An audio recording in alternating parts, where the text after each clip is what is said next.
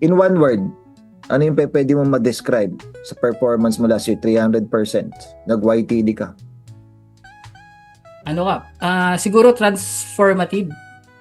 Anong klase? Bakit transformative?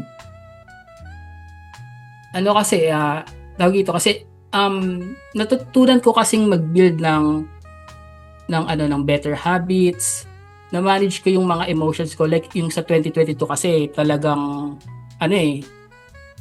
bubog sa damdamin ko nun.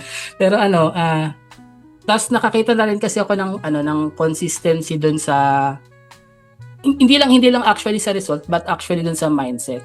Kumbaga, masasabi ko na I stopped being a trader. I started becoming a businessman. Ayun yung pinaka ko doon. Bang klase.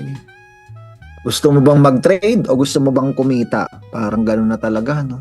Transformative. Sino yung gusto mo mag-transform din? Katulad ni JP, please type transform.